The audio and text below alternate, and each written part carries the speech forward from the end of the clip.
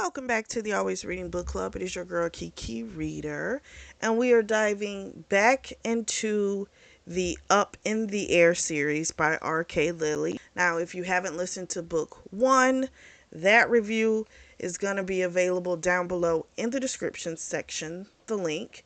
Once you finish that review, come and join us as we dive into book two called Mile High. We pick up about a month after Bianca's attack. She is and currently in Miami on a layover. So she requested to change so that way her layover, which normally is in New York City, would be in Miami. Steven, of course, is always going to be with her when she makes that type of a change. And also the pilots, Damien and Murphy, they're also in Miami. So they switched as well. Damien's been pretty good with her. However, her and Steven have got a little wall between them because every time James or calls, this is how it happens. He'll call and text Bianca. She doesn't pick up. She doesn't respond. Then he calls Steven and Steven answers. And this is calling a little riffraff between them. So Damien asked her to go on a walk on the beach, and she felt like getting up, so she was down for it. We find out that most of her bruises have pretty much healed, but she's still got a few. Some are pretty dark, and she tries to keep those covered up. So she's walking along with Damon on the beach.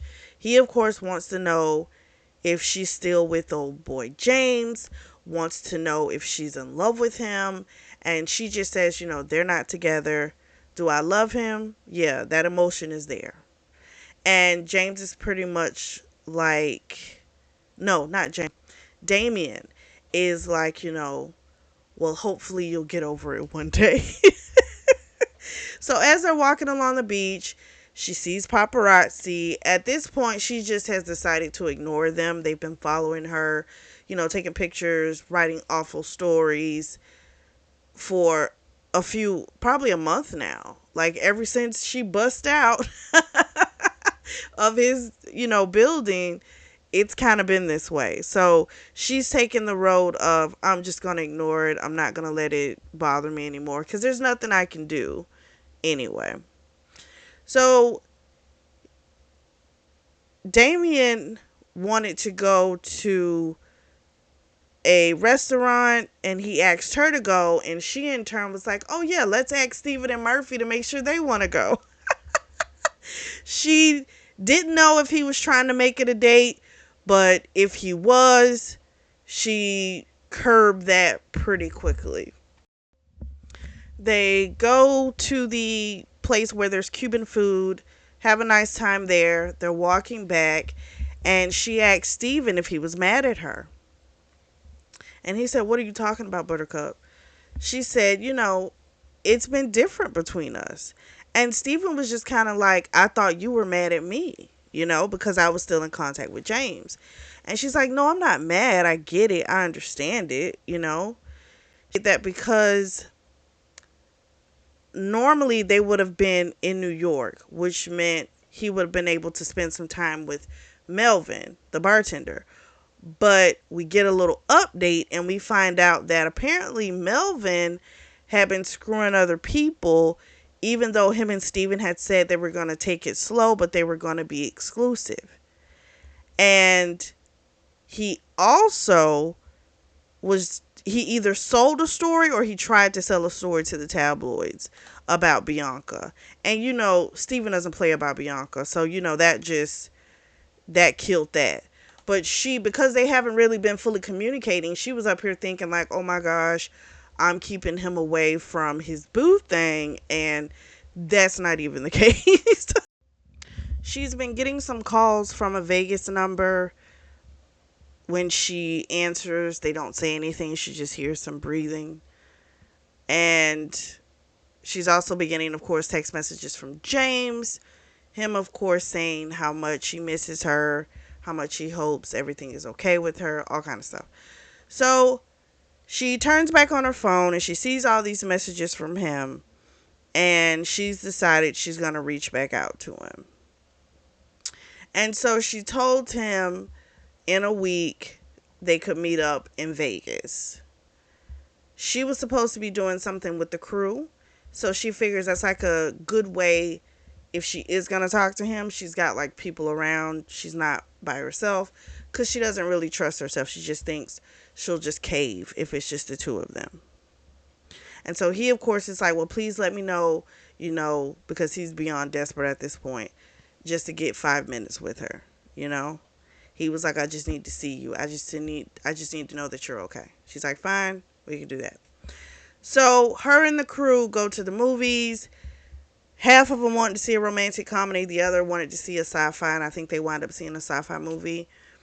And as they're coming back, there's more paparazzi. Steven's like, maybe you are cut out for this life with James, because the fact that she doesn't pay the paparazzi any attention, she just says, listen, I just don't focus on him. And he's just like, well, that sounds like someone who can handle it. I don't feel like it's going to consume you. You might be okay. So Steven, of course, has been getting Google alerts on them. So he's been consuming a lot of the tabloid uploads, basically, of all the bad shit. He's been getting that information, and he's kind of like, you know what? I probably need to stop doing that, because that's just kind of torturing myself too, because then I get all upset. We fast forward. She hadn't really been messaging him a whole lot. The day before the meetup, she does text him to let him know where they're going to be going. It's like a lounge nightclub. She gets all sexied up and everything. And she even put on the necklace and the watch that James had given her, because he had sent her all of that back to her. Because remember, she gave it back to him. He sent it all back to her. And there's also some earrings, some hoop earrings. She didn't know it because when he sent the stuff, she didn't look and everything. Even more jewelry. So she got this all black outfit on, these colored wedges. She's kind of, mini skirt. She's looking good. But the fact that she put on that collar, that necklace, to me, that's sending a message that maybe she is ready. But she's still kind of acting like she doesn't know what she wants to do. So we'll see. So Steven's driving. They get to the place. Clark comes up, James's driver, and he's like, these are Mr. Cavendish's guests, and take care of them, VIP section. So they get out, and James isn't there. And Clark told Bianca he was still, making phone calls. He had anticipated them on being so prompt because they were actually early. So they joined up. Who was it? There's someone named Jessa. She's a flight attendant. They don't see her a lot, so they talked to her for a while. She was really happy to see her. When she hugged her, it did hurt a little bit because she's not 100% healed. Her ribs aren't all the way there. So it's like sometimes if someone's on her, she can't really breathe too well. And, but she went through a major attack. So I wouldn't expect her to be at 100% after a month. Not the way her father did her. I just really wouldn't. So she's having a great conversation with Jessa. Brenda comes up, and Brenda lets her know that, what does she say? She likes these get-togethers because it gives her an opportunity to see the other flight attendants.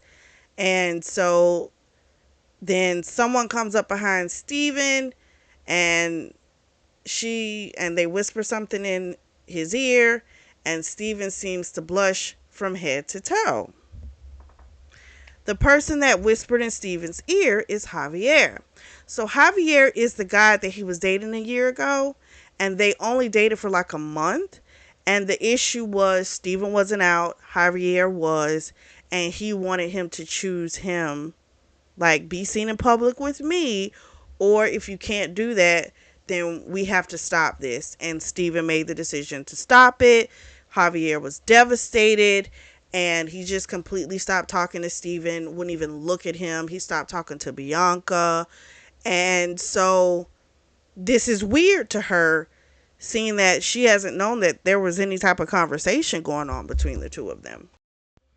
So Javier winds up coming up to her and hugging her, saying, you know, I heard what happened. I hope you're doing good, blah, blah, blah.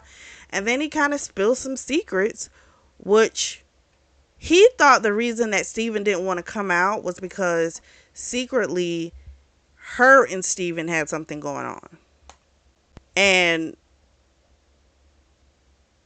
she was just like, oh no, never, you know?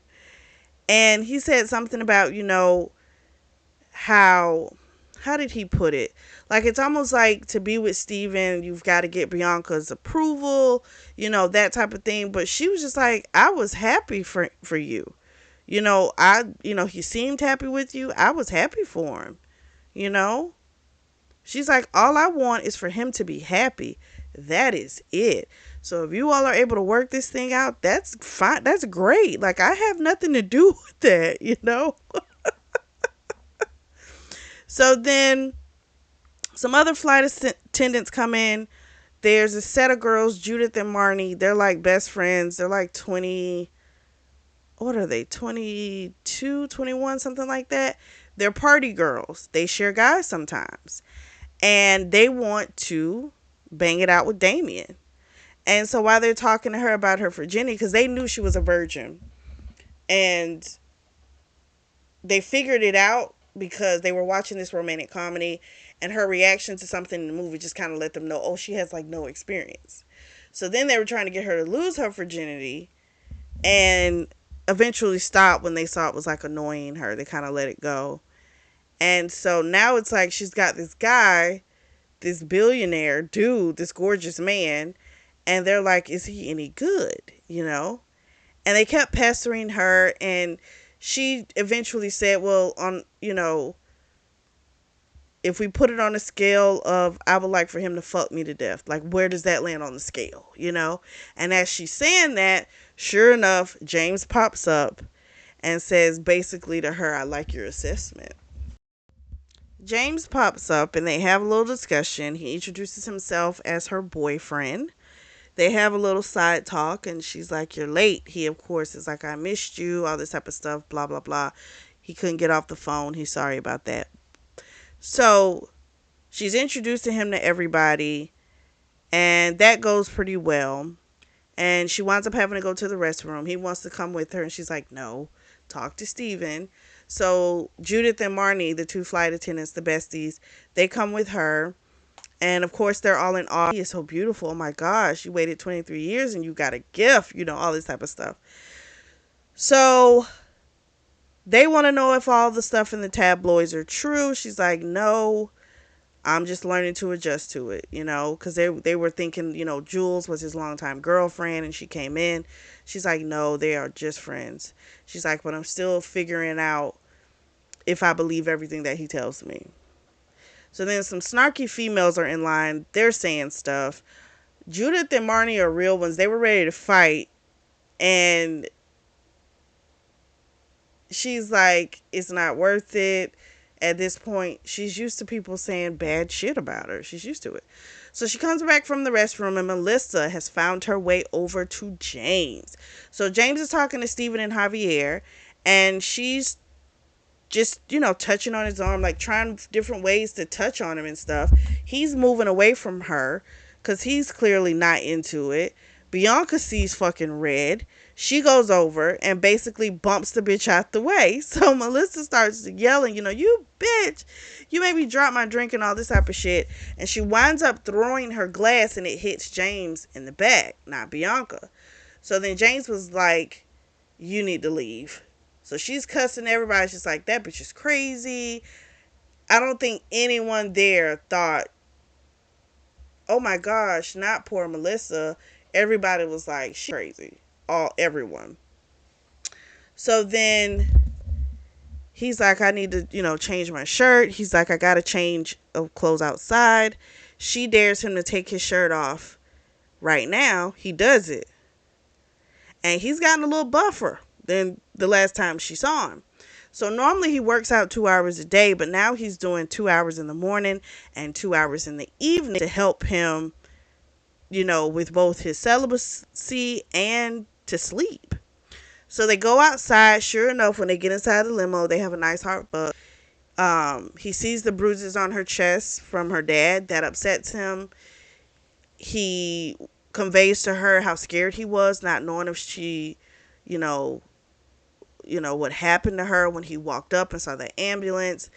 And she just kind of told him, can't talk about it tonight. I will go back with you to your place, but we cannot talk about that. That's my only stipulation. And he's desperate for her. And so he, of course, agrees. He asks her, do you want to go back to the party or do you want to, leave now? And she says, go back in.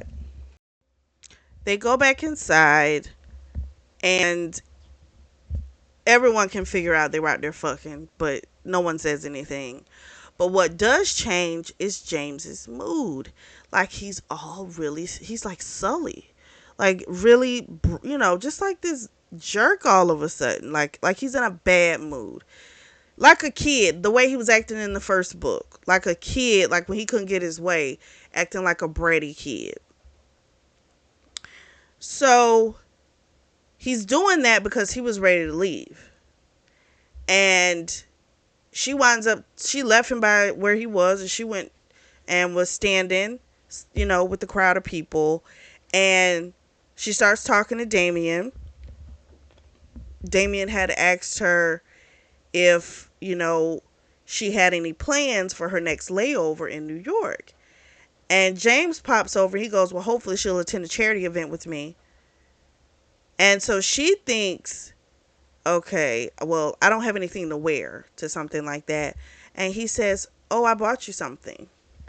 You don't have to worry about that. And if you don't like what the personal shopper got you, you can, get something else. Any designer you want, you can work with, right? So she kind of goes, well, did you do this? Like, when did you make this decision? Because it does kind of sound like he's doing this off the fly, right? Like, you see me next to this man and now you want to invite me to a charity event, which is why all this shit blew up to go behind a charity event. And so he says, I did it the moment the paparazzi found out, I wanted like our wife. And again, for her, it's that contrast. You telling me you don't want a relationship, and saying you want one. But he did say that things had changed for him. He did say he did want a relationship. So he did vocalize it, but she's still holding on to what the original statement was. I kind of get why she's doing that, because that original statement, like, that was the truth, right? Like, that's what you really wanted. And she doesn't know if this, now you want something, is it because I'm not fawning all over you? Like, she submits to him in that bedroom, but she doesn't just cave into him when it comes to things outside of that. And you don't know if, is that what it is? Like, are you just trying to get me to cave and, because what you normally do isn't working? Because I'm quite sure he doesn't have to go through this bullshit with other people. This is a challenge. Now I'm trying to conquer the challenge. You really have to be careful with that. Like, I'm not going to fully, not probably, I know she has issues, but I'm not going to fully knock her for thinking the way that she does, because his track record is one of, he's dealt with a lot of women and he doesn't do relationships and all this type of stuff. I get that hesitance that she feels. I understand that she's hesitant. I really do. At the same time, I can't ignore the fact that he did open up and say this was different. He did say that. So it's just kind of like, I don't know. I get it on. They do. Her and James are just having this conversation. Poor Damien just walks off because there's no point. They were in their own world. So he starts like filling up on her, rubbing all over her. He asked her if she knew how to ride horses. She said she's done it once. She went in the mountains on a guided tour, but that was it. And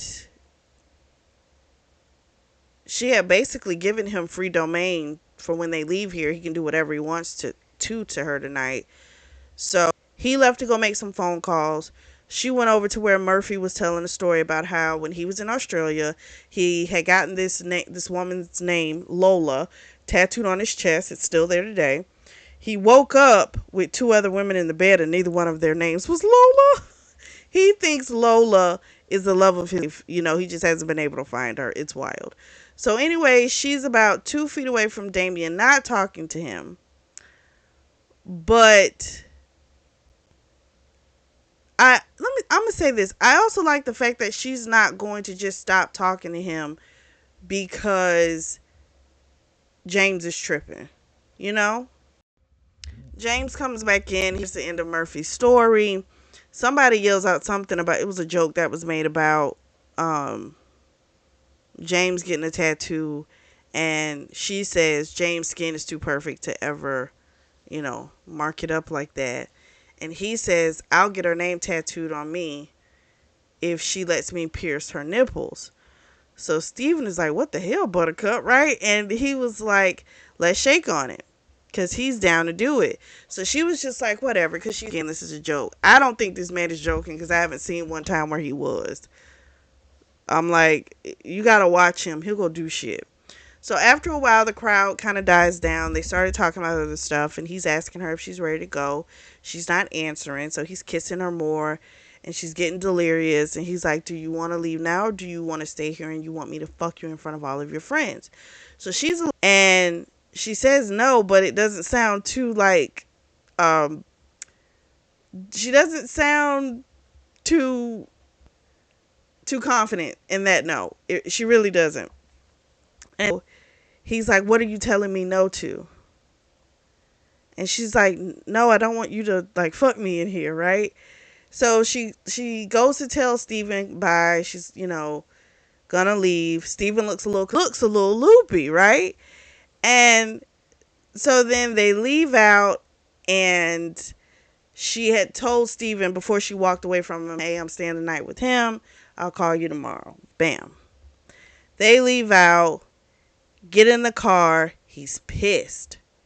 So we find out he's mad because he thought she really wanted him to fuck her in front of everybody. So then that pushes her to ask, have you ever done that before?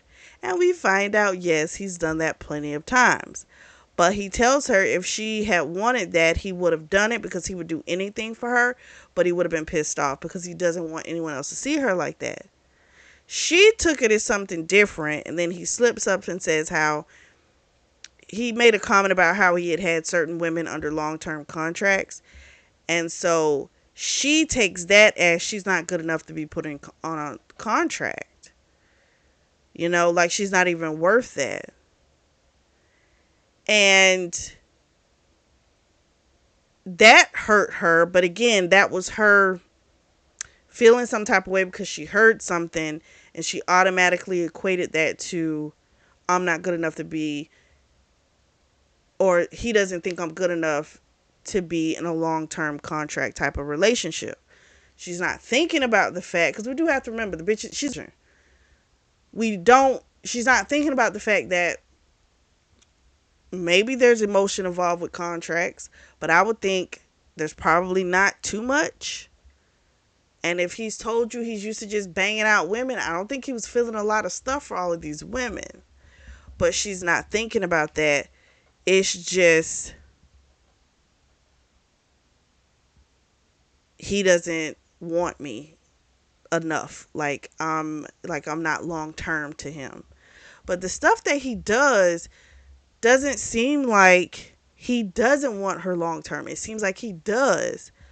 But she is still moving off of the original statement. So anything that validates that original statement, she's going to like go into that one. She's going to really zone in on it. She stops wanting to talk about it. They sit in silence for a while. They get to the airport. They're going to take the private jet. And she still doesn't know where he's, but he tells her he's got clothes for her to change into, all that type of stuff. Because right now she's got on like club attire. She's got on a miniskirt. So he gets upset with her. He's like, I wish you would just tell me something about how you feel. and then I wouldn't feel so volatile. And she in her mind is thinking she's not going to tell him how she feels because he's used to women falling in love with him. And if he doesn't want anything, she shouldn't be expressing any type of emotion. And she says in the past, her being aloof has worked pretty well for her because basically it made the guy challenge, like he wanted to wear her down to get her to feel, you know? And she almost feels like this is what's happening now with him.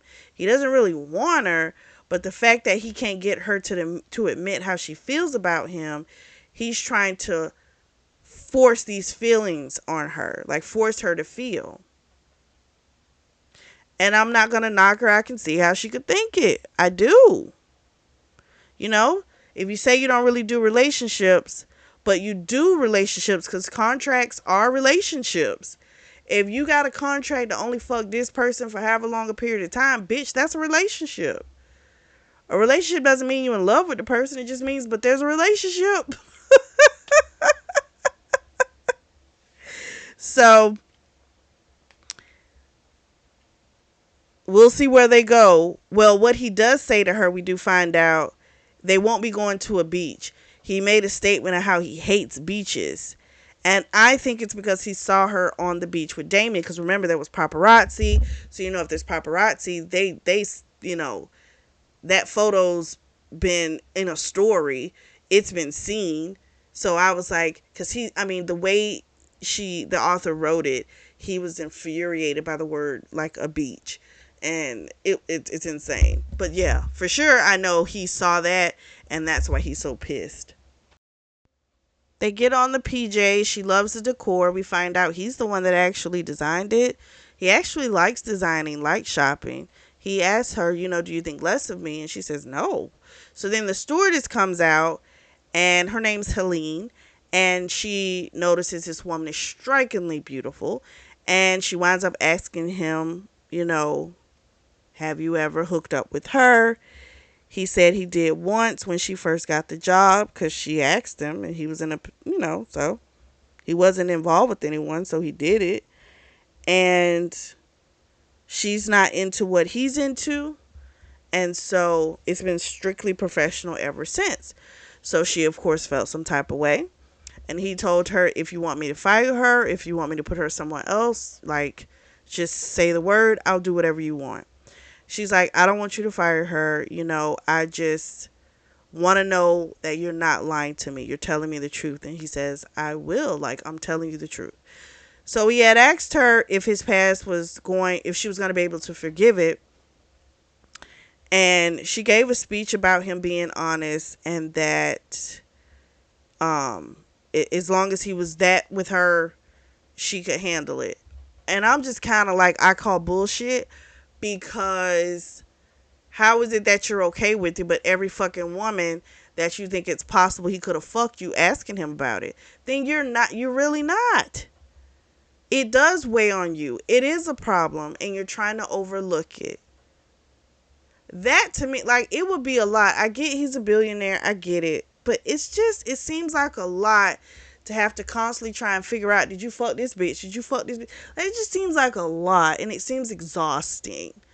But she said she can handle it, so we shall see if she can handle it. So we find out he's taking her to Wyoming. He's got a place there, and this way he can also test out if the new guy that he put in charge of the Manhattan office, if they can handle it. So when he decides to take some time off, whether it's a few days, a few weeks, it can be done. This is his first time really doing work-life balance. He's never been that way. It's always extreme work. But now he wants difference. He wants a balance. And I understand her feeling like, I can't just trust,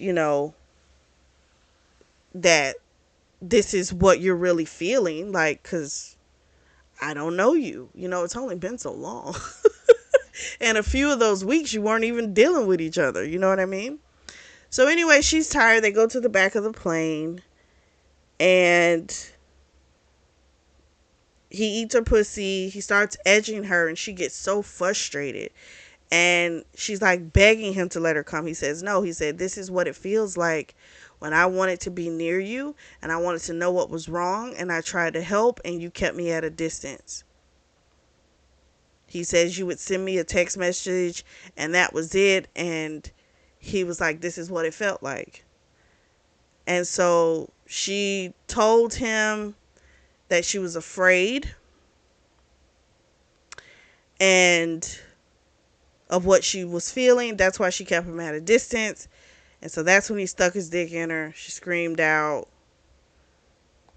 and told, and she came, he came, and that was that.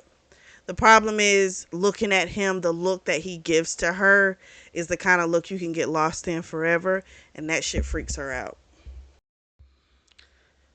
They land and they're in a convertible, and then there's like two SUVs following them.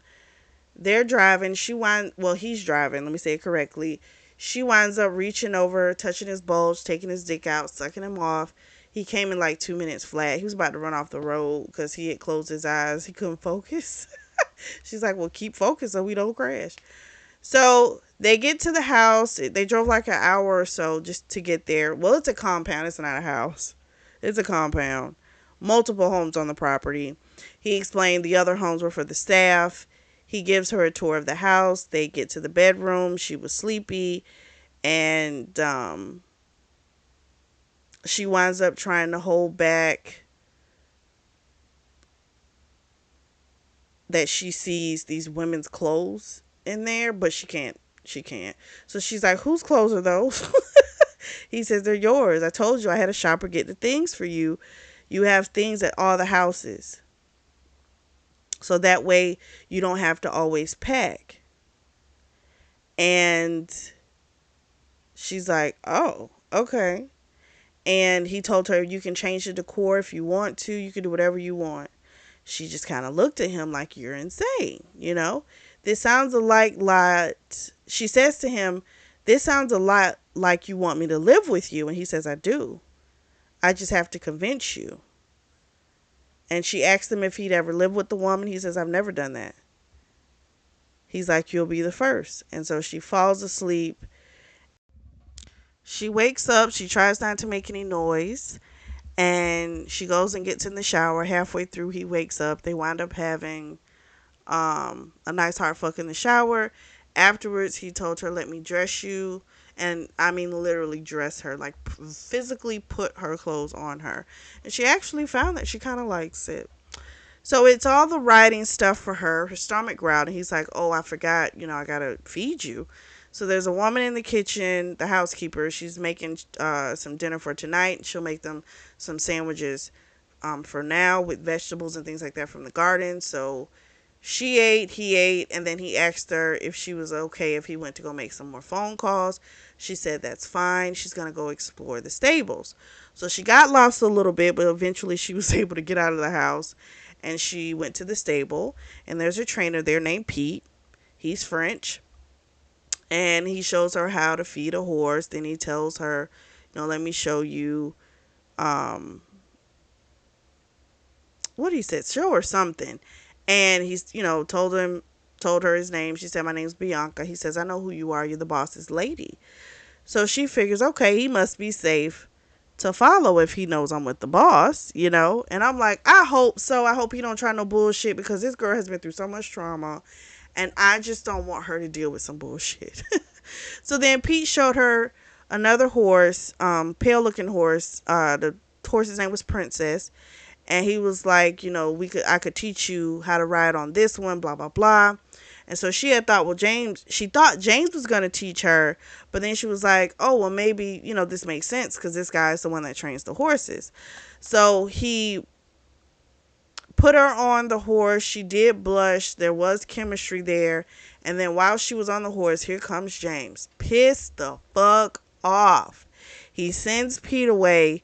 He lays on her leg. He confesses some shit. He saw their interaction. So he saw Pete was kind of dominating her and that she was leaning into it. And so that blushing that he saw, that attraction. He's like, promise me you'll never let another man touch you. She's like, what about Steven? He's like, I'm not talking about Steven, but anybody else. If you feel like it's something that will make me upset, he's like, don't do it. She's like, well, then I get to impose on you a rule as well. And she's like, I don't want women touching you either. He says, done, I won't do it. So he's like, how did you get on the horse? Because he didn't see like the mounting equipment. And she was like, oh, he put me on. He's like, that motherfucker. He was so pissed because he realized he got to hold her if he put her on the horse. That's intimate, you know. And so he took her off the horse and he's like, you don't even have a helmet. And he had to like kind of walk around a bit just to get himself together. And then he got her a helmet and put her back on the horse, and he's like, we're going to start doing like a little trout. After they did, like, first she was doing like a little walking with the horse and stuff. He described it. It's too long. We don't need to go into all of that. But then he's going to start showing her how to trot, not trout. Trot. So then he got on the horse to try and help her, like how she was supposed to sit. And he was telling her, it's like when you're having sex and you're on top. Well, she's never been on top, so she doesn't know how to do it. So he's like, well, I'm going to have to show you. So he winds up telling her that he wants to fuck her on top of a horse. They couldn't do it on this one, but he's got a beast of a horse named Devil, and they'll do it on top of that one. So he kept touching on her, teasing her, and then they went to the stables because he was ready to fuck, but he also like wanted her to ride him. So he put a blanket down over the hay. She took off her bottoms and she rode him, and of course he took over from the bottom, started fucking her harder. And when she likes it when he's in control, like they both do. So that works, you know. It's not like one person, like she wants the control, but he won't give it to her. Then I would say that's not going to work. It's got to be something that you both like, you both want, you know, when it comes to that. And he just kept saying how she was perfectly made for him. And a tear came down her cheek, but she didn't say any words. So he puts back on her bottoms and they're leaving the stables. The employees come up, and there's one that says he has an update on a recon mission, basically. There's been no movement, and she can figure out pretty quickly by this conversation that it's about her father. And so when the guy walks off, she asked him, and he said, yes, it is. And he says, you know, I wish you would just tell me what happened that day. Like, how did he get in? So she winds up telling him what happened. He, of course, blames himself since their relationship being blast, or shall we say, whatever it is, it's a relationship. It being blast in the press, and then him poking around, looking into this guy's affairs, you know, this is what prompted. And she's like, don't do that. She's like, Steven did the same thing. You all cannot blame yourself for something that he has done to me his whole life, you know. She told him, you know, I went to the police, I reported it, it's over. That's it. Thankfully, he left it alone. She really didn't want to go down the path of what happened when she was younger. So then he goes inside, shows her the library, and he's put a whole section of manga. Is it manga? It's Manga. Manga. I'm not sure how you say it. But he has those type of books for her and some other ones that she might like that are similar. And again, if someone is doing all of this to make sure you're comfortable in their home, this does not seem like temporary. It doesn't. At the same time, people play games. So I do understand her being skeptical, but at the same time, he is trying to show you that he really wants you to be a part of his life. And he also made one of the rooms a paint room for her, you know?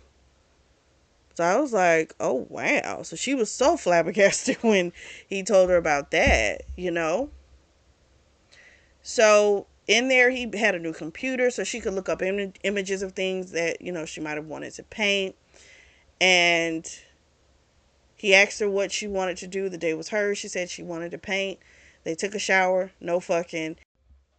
While he was in the shower, she decided to look up some pictures of him to find the one that she saw when she first searched him that she really liked. And so she typed in his name, James Cavendish. So she sees all these different articles bashing her, saying how she's got all these different male lovers. Steven's her longtime love, and they basically are scamming Cavendish. Then there's a picture of her and Damien on the beach, and she realizes that's where he kept saying, like, oh, I hate beaches. It's because of this picture. So, of course, that is the time that he walks in, and when he sees the picture with her and Damien on the beach, he doesn't get mad, which lets her know he had already saw it. And so she was right. So he tells her when he sees her with him, with Damien, he thinks that Damien is in love with her, and he's afraid that she's going to want to go back to a vanilla lifestyle, and leave him. And she's like, I don't even know what vanilla means. But if I wanted him, I would have been with him. He's not in love with me. We've never been on a date. So then he's like, you need to call Steven. And she's like, shoot, I forgot. I told him I would call him today. So she calls Steven, and he's excited because James has bought him his dream car. He wanted your Dodge Challenger. He's got him the color, everything he wanted. And he's so excited. And when she gets off the phone, he's like, I feel like I will be forever indebted to Steven because he's always kept you safe, he says. And he's like, what's your dream car? She, of course, is like, my car is. I paid for it. And he's like, fine, but eventually you will start thinking of everything that's mine as yours. This freaks her out. He tells her, he wants to live together. She's like, I don't think I can ever give that, to you. He says again, I'll just have to try and persuade, harder to persuade you. And she's like, it's only been a month and we've spent most of that time apart. And he's like, but that wasn't my fault. That was yours. She's like, I told you I just needed more time. I do feel like just back off a little bit. It seems more like an obsession. Is it really love? Is it an obsession to get this woman to fall for you because you're not accustomed to not having people fall for you? I don't know. But it's like the more she tells him no, the more he wants it. And it's like, do you want it because she's saying no, or is it because it's something you really want? The picture of him that she is painting is the one that when he was 14 years old, he was on his first red carpet. And that's the one that just kind of stuck with her. And so that's the one she starts to paint. Well, she has to sketch it first.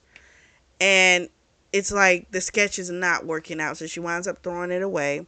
James gets a phone call. He's talking. And he's like getting more information about her father. And when he gets off the phone, she says, was that about my father? And he says, yes. He said, it appears your father also has got a warrant out for him for murder. And as well as, the assault that happened to you. Because they haven't found him. He's gone missing. And she proceeds to tell him where the murder charge came from. That it was because of what he did to her mother. And she tells him everything.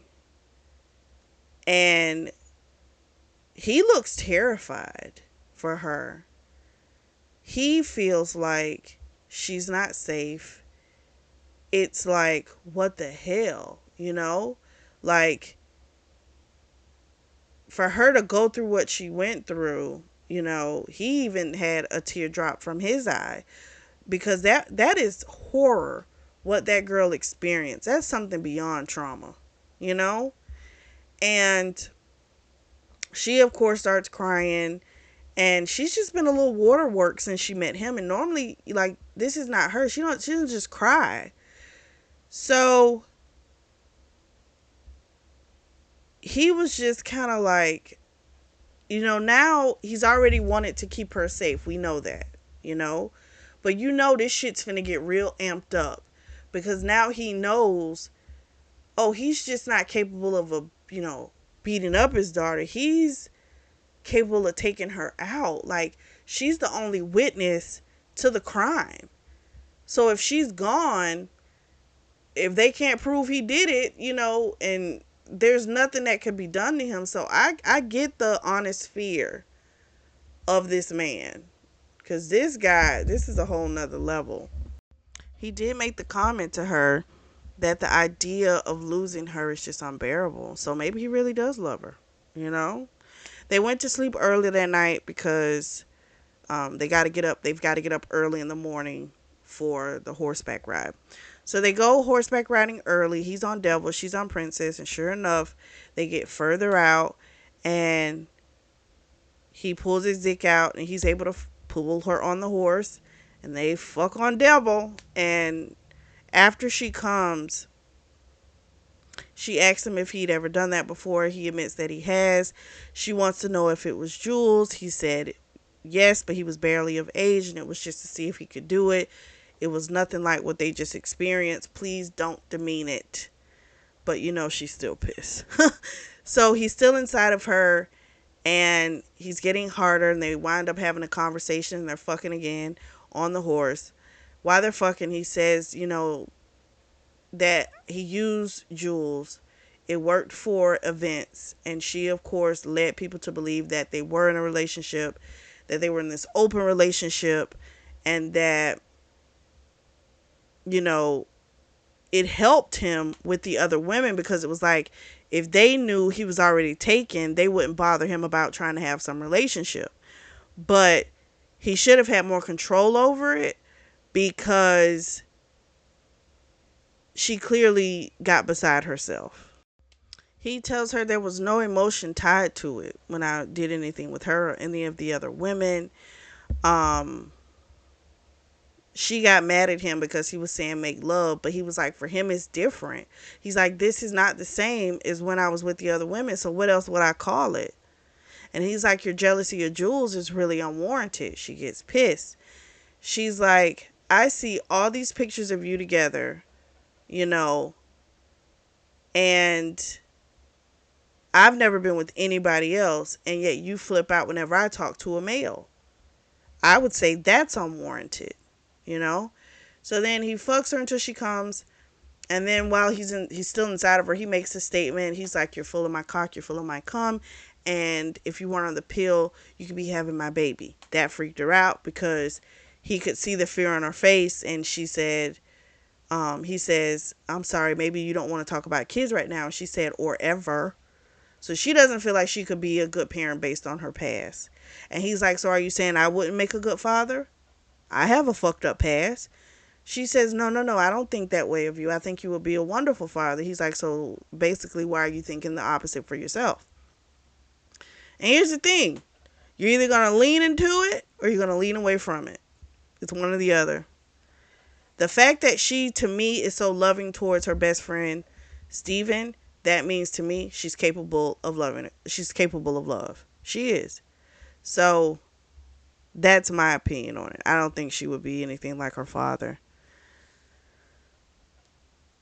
So then what happened?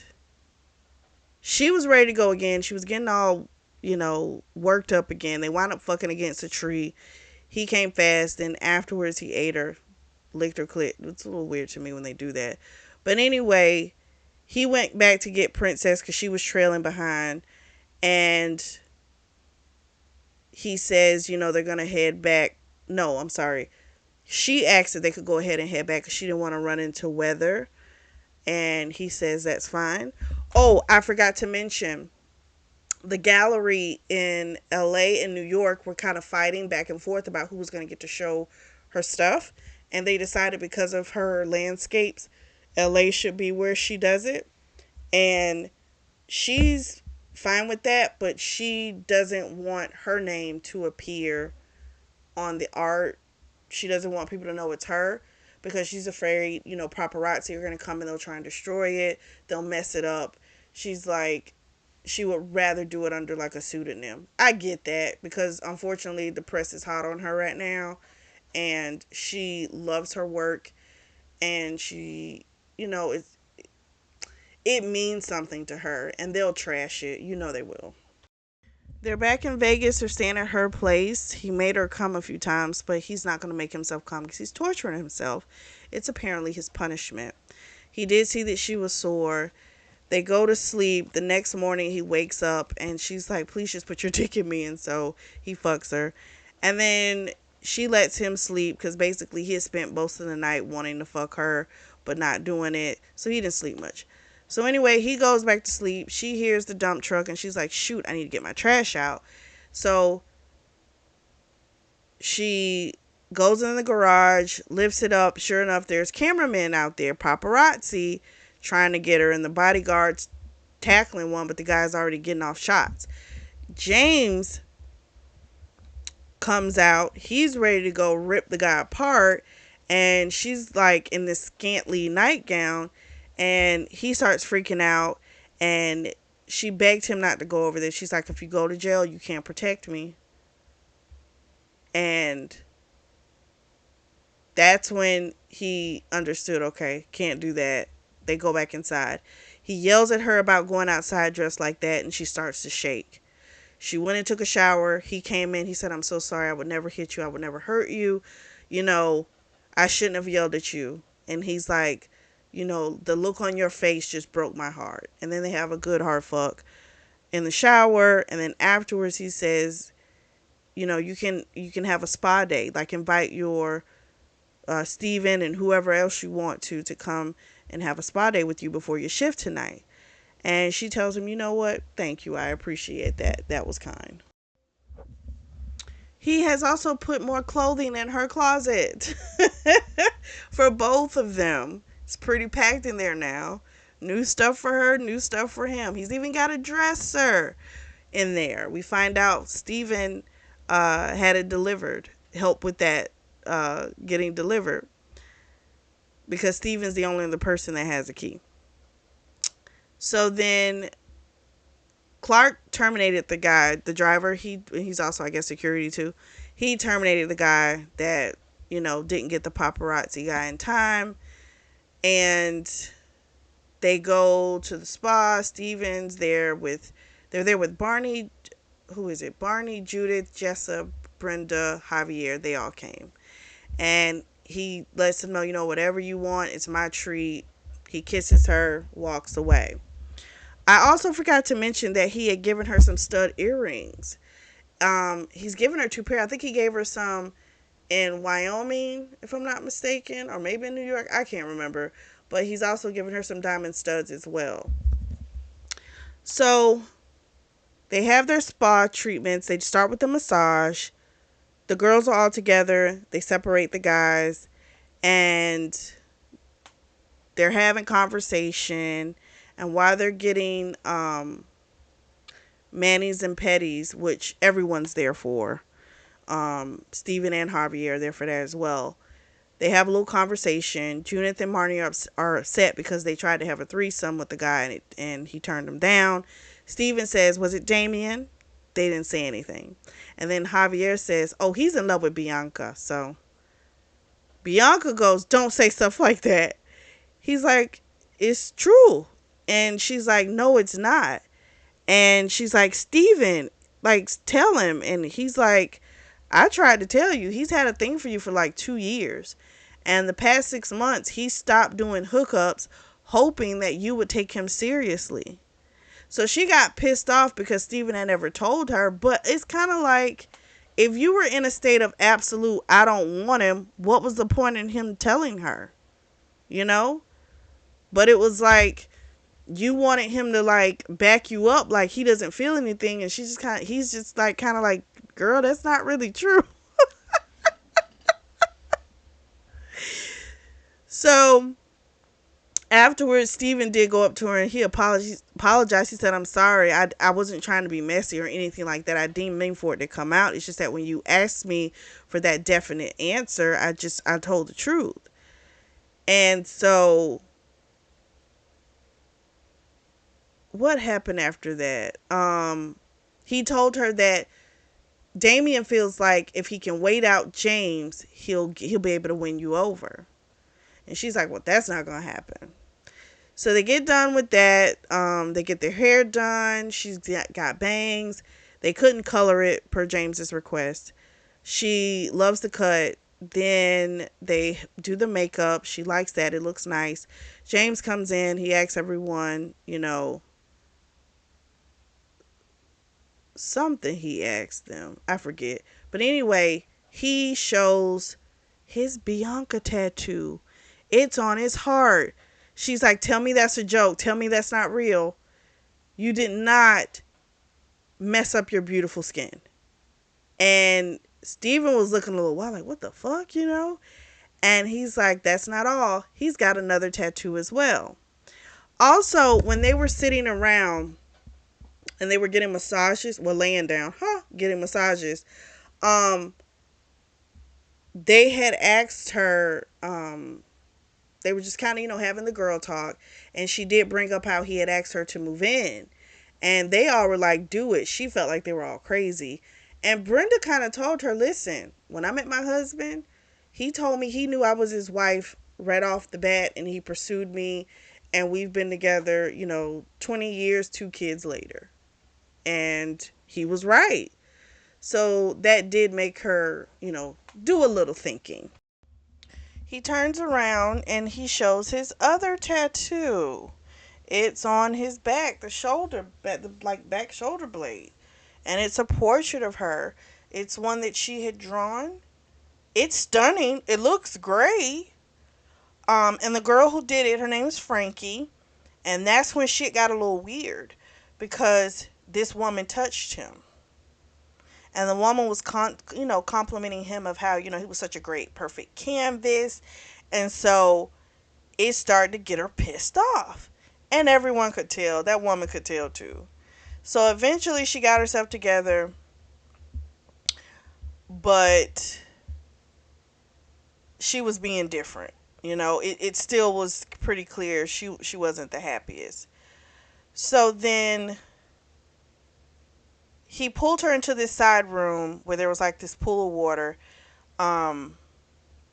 And she had put the whatever they put on your, when you first get a tattoo. She had put that over him, so you can't get it wet. But he pulled her into the room, and he started describing the jealousy, the seeing the seeing red, and how it's upsetting, and all this type of things. He started describing to her, and he's like, "How you feel is how I feel with you." And she says, I don't understand it, and that's what's driving me crazy. So then they wound up having a fuck session. But it was a little different. He was doing like choking her and fucking her at the same time. And she loved it. And it wasn't like a little light choke either. Because he told her, I want you to claw at me to try and make me loosen up on your neck. So this was like real choking. But she seemed to like it. Everybody got their their things that they like. And then afterwards, they got dressed, and he's like, we're running behind. We gotta like be quick. They get back to the house. They're rushing. She's rushing, packing stuff. And he tells her, remember, you really don't need to bring any clothes. You've got clothes in New York. So he winds up putting on clamps on her tits. He gave her like a platinum bracelet. They also had a conversation about Frankie. She, of course, flat out asked him, have you fucked her? He's like, no. She's like a gold star lesbian, which apparently means that she's never been with a dude, never wanted one. And that did make her feel better, and then she hated the fact that that made her feel better. But here's the thing. He has the past of a whore, so everyone that looks at him, you're going to think he fucked her. I mean, that's just how it's going to be. He's getting her all worked up, even though they've got to leave. They go outside, and Steven comes up, and he looks pissed. And he tells James, he's like, you can't make her do that shit. Like, she thought it was a joke.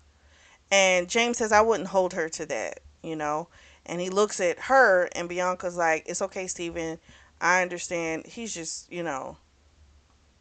kind of crazy, at this point."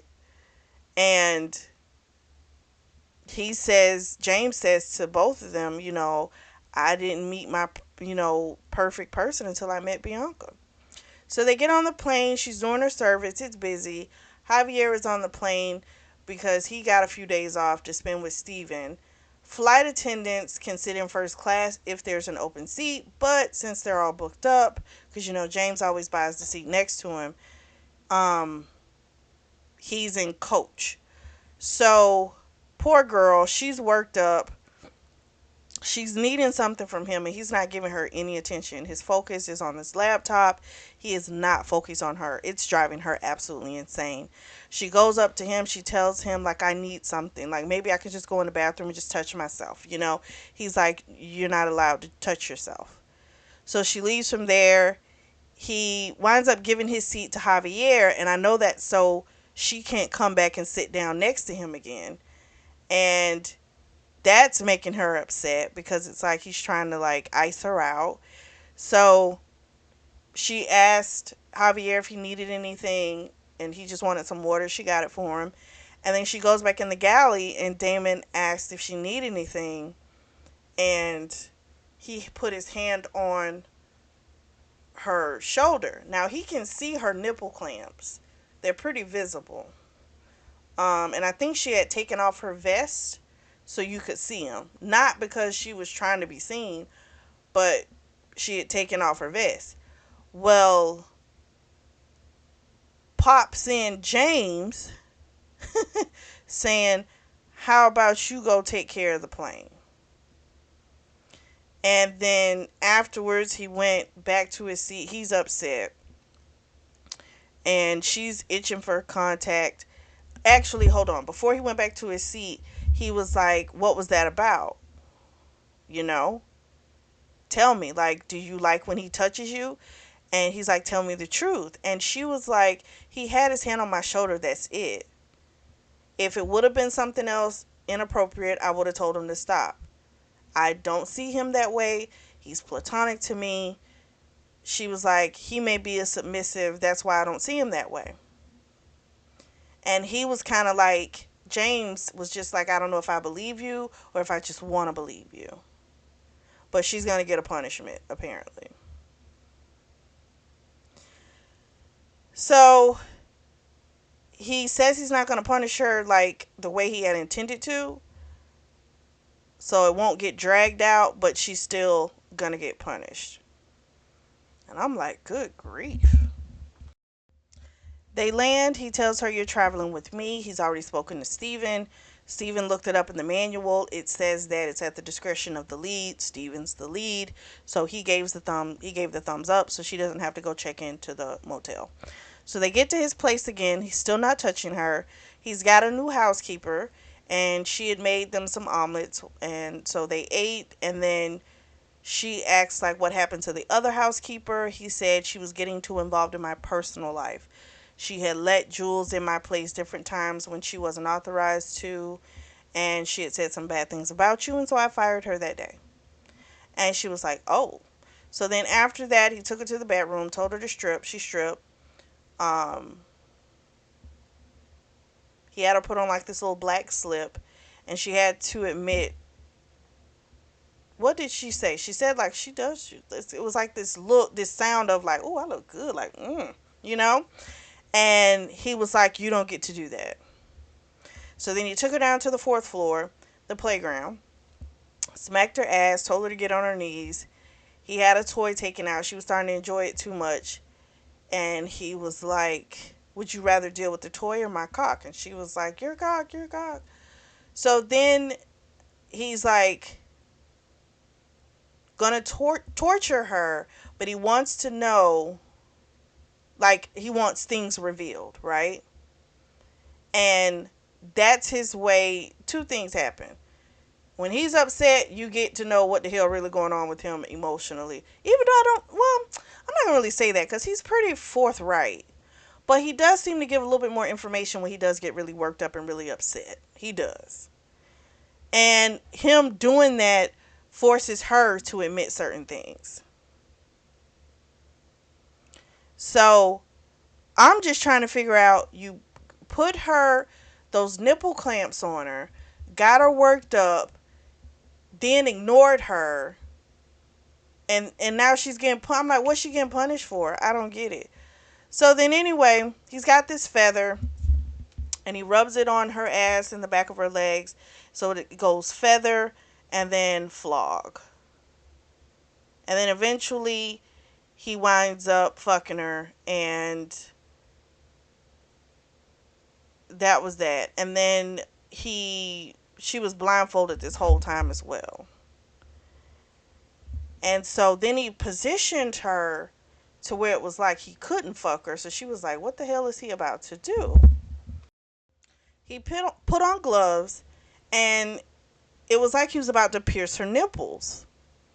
But then he said he wasn't going to do it because if he does it, then he's got to wait a few months before he's able to like suck on them again. And so he's made a statement to her like he wanted to suck on her, like when she has their babies, he wants to suck the milk from her titties. And she was so turned on, like it alerted her what he said about the babies, but she was so turned on she didn't even care. But she was thinking in the back of the mind, he's crazy, you know. So he left from they left from the playground floor. They went back to the bedroom. He gave her a nice hard fuck again, and then afterwards they have a little conversation. And he's finally able to convince her to move in. She tells him, I'm not giving up my house. Like, I worked my ass off for it. I'm not giving it up. He says that's fine. He's like, we'll stay at your house when we're in Vegas. That's totally okay. He's going to keep his house, so we'll have stables and stuff for the horses there as well. Um, she does say to him, like, don't do any proposals. Like, this is as far as I'm going right now. You know, I can't concede to you anymore. And he says, well, how long do I have to wait? And she says, I don't know, but I need time. You know, so I don't know. Again, it's like she tells him yes to one thing, and he wants to push the bounds further right then. That's kind of annoying to me, especially when you know a person's kind of delicate. They've got some shit they would need to work through. Be happy you were able to do that. But I'm like, that's what that whole thing was of ignoring her. It was to make her crave him so much that she wouldn't want to be away from him, that she would always want that from him. And that's how he was able to convince her. So I'm like, his plan worked, but it's like, okay, chill out. Wait a little while. Like, give it a couple months. Like, this is a huge deal. It's been like a month and a half maybe now.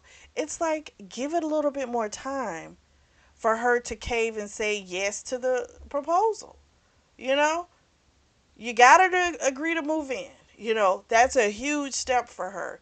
So that's my thing with him. That's what makes me question the emotional attachment sometimes, is because it's like you don't know if it's just a game that he keeps trying to just push her because, okay, I got her with this one. Now I need to push her further. You know what I mean? That's what it kind of makes you think sometimes.